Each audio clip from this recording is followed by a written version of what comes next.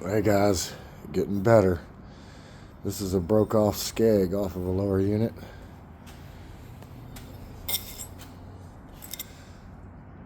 Cut it off and welded it on. Now I did some grinding, but that's aluminum.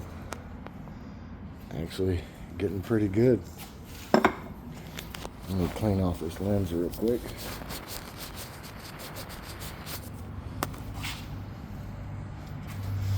But yeah.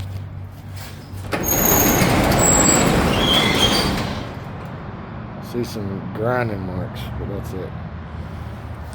But yeah. New skeg. Straight.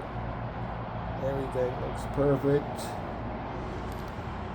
So doing pretty good. Thanks for the tips.